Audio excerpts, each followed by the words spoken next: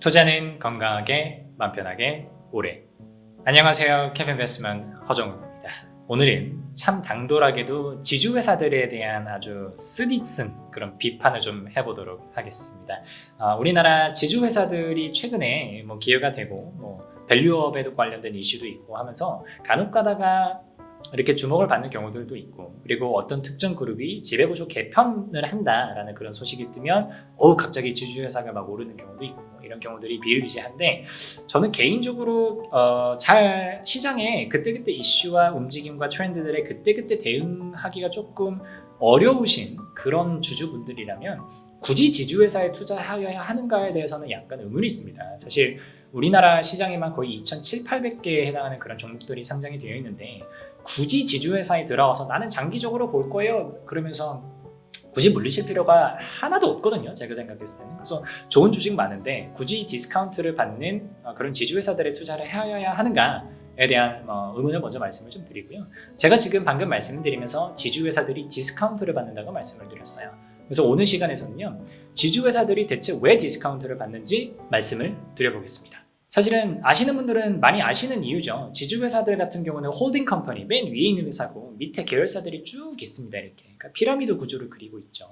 근데 이 피라미드 구조에서요, 밑에 자회사들이 상장이 되어 있는 경우에 어떤 문제가 발생하냐면, 이 자회사들의 가치가 시장에서 두 번 평가를 받게 됩니다. 자회사가 상장되어 있으면서 그 자체로 한 번 평가를 받고요. 그리고 두 번째, 모회사도 상장되어 있으니까 지주회사한테 속해져 있는 자회사, 계열사로서의 가치로 한 번 더 평가를 받아요. 그럼 중복 평가를 받는 거잖아요. 그럼 이런 상황에서 시장은 어느 가치에 조금 더 밸류를 주느냐? 당연히 직접 상장되어 있는 그 자회사 시총에다가 더 많은 밸류를 줍니다. 즉, 자회사가 주목을 받는 만큼 얘를 들고 있는 모회사는 그만큼 평가를 덜 받는다라고 하는 얘기예요. 그러니까 자회사가 많으면 많을수록 모회사는 자회사 지분을 많이 들고 있어도 그 자회사들이 내는 실적과 잠재력과 밸류와 포텐셜, 그 모든 가치를 자기는 거의 하나도 못 받는다는 얘기고요. 이게 경험적으로는 거의 50% 가까이, 최소한 30%에서 50% 가까이 디스카운트를 받는다고 시장에 알려져 있어요. 그래서 지금부터 화면으로 가셔서요, 가장 디스카운트를 많이 받는다고 알려진 유명한 3개 지주회사를 제가 말씀을 드리면서 얘네들을 하나씩 까보겠습니다. 화면으로 가시죠. 네, 먼저 HD 현대형. 제가 사실은 지배구조에 대한 강의를 하는 차원에서는 가장 비판을 많이 하고, 심지어 감정이 조금 섞인 비난까지 하는 기업 중에 하나예요. HD 현대 보세요. 제가 지금 이거 월봉이에요. 이거 일봉 아닙니다. 월봉이에요. 월봉 기준으로 2017년도, 18년도 갔었던 그 주가를 아직까지도 회복을 못했어요. 심지어 이 친구는요, 20년도 코로나 때 확 떨어졌다가 21년도, 22년도 때 우리 주식시장 되게 좋았잖아요. 그때도 전고점을 넘지를 못했습니다. 그러니까 굉장히 시장에서 관심받지 못하고 저기 쩌리로 무시받고 있었던 그런 기업이에요. 두 번째, 카카오죠. 정말 국민주라고 아니 말할 수 없는 그런 주식이죠. 제가 강의를 처음 시작했을 때만 해도, 강의를 처음 시작했을 때 19, 20년도였었는데 그때만 해도 정말 카카오 한 주라도 안 들고 있던 사람이 저밖에 없었어요. 네, 그러니까 심지어 오히려 저는 카카오를 들고 있지 않아서 시장에서 소외될 정도로, 그런 소외감을 느낄 정도로 카카오가 굉장히 많이 올랐었고, 월봉 기준으로 거의 17만 원대까지 찍었다가 지금 이제 4만 원까지 내려와 있습니다. 근데 여기서 잠깐 태클 거시는 분들이 있을 거예요. 카카오가 무슨 지주회사입니까?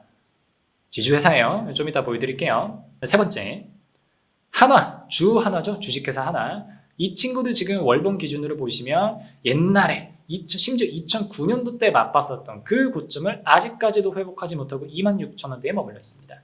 그럼 지금 제가 HD 현대중공업 쪽이죠. 카카오, 주식회사 한화, 요 세 개를 왜 굳이 말씀드렸냐라고 하면 얘네들이 지배구조가 사실은 제일 더러운 애들 중에 하나예요. 말씀드려볼게요. 먼저 HD 현대의 지배구조입니다. 여기 보시면 색깔 잘 보세요. 가장 짙은 초록색이 상장회사예요. 자, 그럼 보세요. HD 현대 밑에 이렇게 수많은 자회사들이 들어가 있어요. 근데 이 중에서 비상장 회사면 그래도 괜찮아요. 여기 현대 오일뱅크, 물론 얘도 지금 상장 준비하고 있어서 문제인데, 현대 오일뱅크, 현대 글로벌 서비스, 로보틱스 이런 애들은 아직까지는 비상장이기 때문에 괜찮아요. 비상장이면 얘네들의 가치가 모두 HD 현대의 가치에 물려 들어가 있습니다. 근데 여기 HD 현대 일렉트릭 있죠. 올해 상반기에 그 변압기 쪽 수혜로 굉장히 많이 올랐었던 얘 상장이에요. HD 현대 한국조선해양, 이름 엄청 길어요. 얘도 상장이에요. 자, 현대 사이트 솔루션은 괜찮은 줄 알았더니 요 밑에 쭉 가보세요. HD 현대 건설기계, HD 현대 인프라코어, 여기 오른쪽에 HD 현대중공업, 현대미포조선, HD 현대 에너지솔루션, 심지어 여기다가 이제 최근에 보시면 마린솔루션까지 상장했죠. 올해. 이게 HD 현대 지주사 밑에 지금 붙어있는 자회사들, 상장 자회사들이 도대체 몇 개예요? 하나, 둘, 셋, 넷, 다섯, 여섯, 일곱, 8개예요. 8개. 그러면 HD 현대라고 하는 기업은 현대일렉트릭, 현대건설기계, 현대인프라코어, 한국조선해양, 심지어 한국조선해양은 보세요. 얘 중간 지주 회사거든요. 얘 밑으로 3개나 상장이 되어 있어요. 그러면은 이미 HD 현대 한국조선해양도 이미 디스카운트를 받아요. 중간 지주 회사로서. 근데 걔를 들고는 현대가 또 한 번 디스를 받는 거예요. 그럼 50이 50이니까 25% 정도밖에 반영이 안 되는 거죠. 굉장히 심각한 상황이고요. 그런데도 불구하고 작고 쪼개서 또 상장 보내고 또 상장 보내고 시장에서 돈 끌어당기고 지금도 이제 감정적으로 이제 화가 나려고 하는데 이거 이러면 안 됩니다. 둘 중에 하나를 결정을 해야 돼요. 지주회사는 지주회사가 필요하다는 거 인정합니다. 최대 주주의 경영권을 보호하기 위한 거 인정해요. 다 인정합니다. 근데 그럴 거면은 상장 자회사들을 다 상폐를 시켜야 돼요.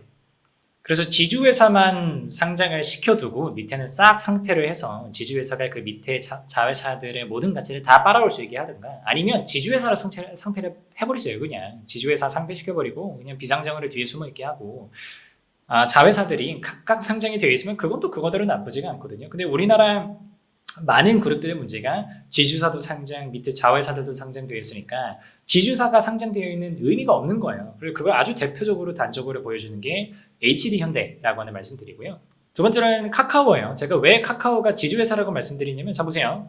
카카오 밑에 자회사들 보세요. 자 카카오 엔터 여기 이제 상장 준비하고 있어요. 카카오 모빌리티 상장 준비하고 있어요. 카카오 페이 이미 상장했고요. 카카오 게임즈 이미 상장했어요. 카카오뱅크 이미 상장했어요. 연결미래상이라고 하더라도 어쨌든 지분을 타고 상장되어 있어요. 자 그럼 보세요. 카카오는 이미 수많은 요 기업들 중에서 이미 3개가 상장되어 있어요.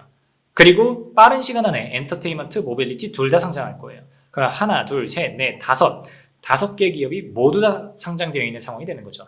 그럼 이 기업들이 상장이 되면 될수록 카카오라고 하는 주 카카오라고 하는 그 회사의 가치는 시장에서 평가를 어떻게 받을까요? 그렇죠. 점점점 적게 받게 되는 거예요. 이걸 굳이 우리가 감당해야 될 이유가 없는 거고 카카오가 저는 왜 저렇게 하는지 물론 이유는 알지만 주식 투자자의 관점에서 보면은 도대체 이유가 하나도 없다는 거죠. 얘도 카카오만 상장시키든지 아니면 지금 어차피 자회사들 다 돈 필요해가지고 계속 상장시키고 할 거면 주 카카오를 뭐 공개 매수를 해가지고 상폐를 시키든지 둘 중 하나를 해야 된다고 개인적으로는 생각을 하고 있습니다. 세 번째로 하나예요. 하나는 정말 재밌는 거. 아예 일단은 여기는 지금 승계 관련된 문제가 일단 껴있고요. 지금 김승현 회장에서 이제 첫째, 둘째, 셋째죠. 김동관 일단은 부회장 쪽으로 이제 뭐 승계가 될 것 같은데 김동관 부회장한테 완전히 지금 경영권이 넘어가지 않았어요. 지배력이 완전히 안 넘어갔고 그런 상황에서 하나 관련해서 이거 상장된 회사 몇 개인지 보세요. 이게 몇 개예요 이거? 갤러리아부터 해서 하나, 둘, 셋, 넷, 다섯, 여섯, 일곱, 여덟, 아홉, 10개가 상장되어 있네요.